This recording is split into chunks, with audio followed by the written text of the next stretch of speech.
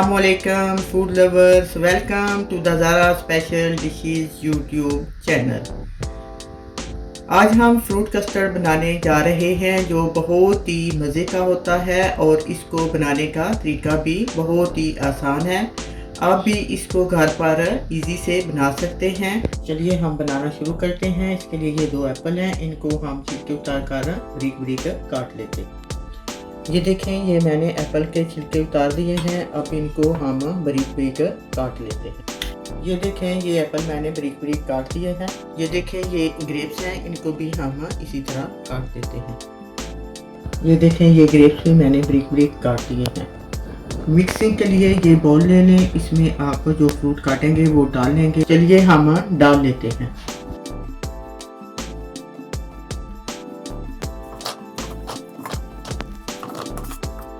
इसके साथ ही हम बनाना काट लेते हैं। ये देखें, ये बनाना भी मैंने काट दिया है। अब हम इनको मिक्सचर में डाल लेते हैं। इसमें मैंने पहले एप्पल काट के डाले हैं, उसी मिक्सचर बॉल में ये बनाना भी मैंने डाल दिया है। इसी तरह ये ग्रेप्स जो मैंने काटे हुए हैं वो भी हम इसी में डाल देते हैं। ये पोमग्रेनेट है मेरे पास, इसको भी हम काट कर इसमें इसके दाने निकाल कर डाल लेते हैं।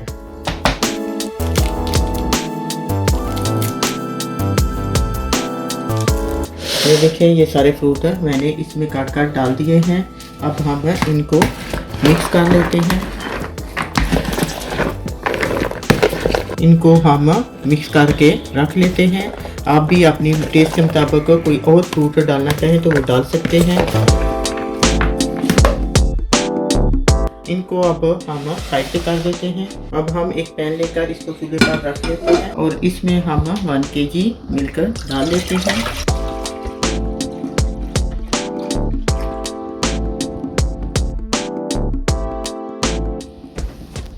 और चूल्हे को साथ ऑन कर देते हैं और दूध के उबाल आने तक हम इसका वेट करेंगे। ये हमने कस्टर्ड पाउडर ले लिया है। ये हमारे पास मैंगो फ्लेवर कस्टर्ड पाउडर है। अगर आप अपनी टेस्ट के मुताबिक कोई और फ्लेवर डालना चाहते हैं तो वो भी आप डाल सकते हैं। अब हम एक गिलास ले लेते हैं, इसमें हम थोड़ा सा मिल्क डाल लेते हैं।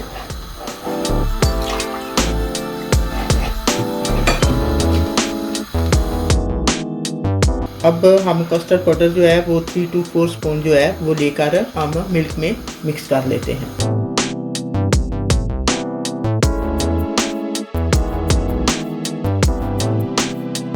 इनको इसको हम अच्छी तरह मिक्स कर लेते हैं। तो देखें, कस्टर्ड पाउडर जो है मिल्क में हमने सेपरेट अच्छी तरह से मिक्स कर दिया है।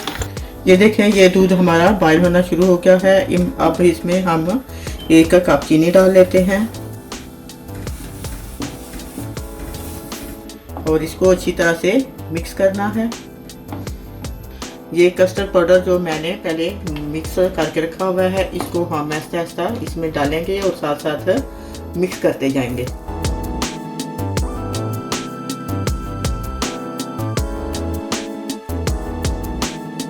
इसको 3 से 4 मिनट सिर्फ पकाना है, बहुत ज़्यादा नहीं पकाना। ये 3-4 मिनट में बहुत गाढ़ा हो जाएगा। ये देखें, ये कस्टर्ड हमारा रेडी हो गया है। ये देखें, इसमें हम थोड़े से रेज़न डाल लेते हैं।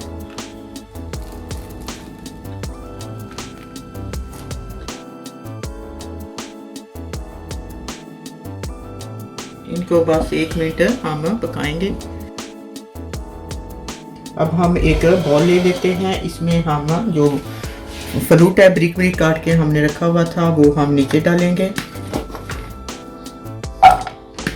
ये सारा नहीं डालना, कुछ थोड़ा सा डालना है।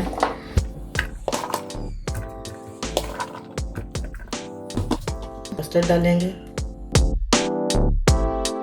कस्टर्ड को ऐसे फुलाकर डालना है ताकि नीचे जो फ्रूट है इसके ऊपर सारा कवर हो जाए। के ऊपर हम एक और लेयर लगाएंगे। ये फ्रूट जो हमारा है इसकी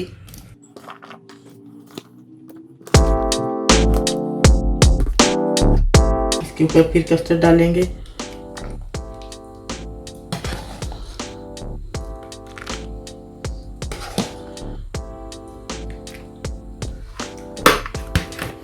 ये जो बाकी फ्रूट रह गया है इसकी भी लेयर हम लगा लेते हैं ऊपर।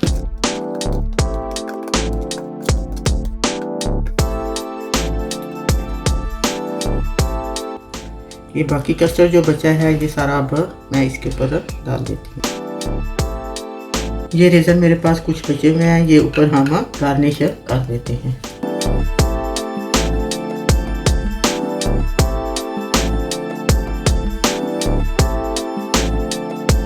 और इसको 2 से 3 घंटे के लिए ठंडा होने के लिए हम फ्रिज में रख देते हैं।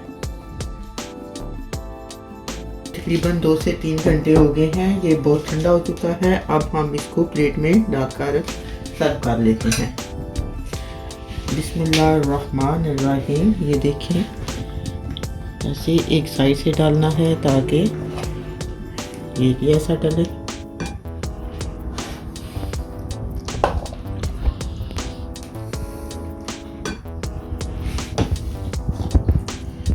माशाल्लाह से देखिए, आपको नज़र आ रहा है बहुत ही ज़बरदस्त बना है और खाने में भी बहुत ही टेस्टी है।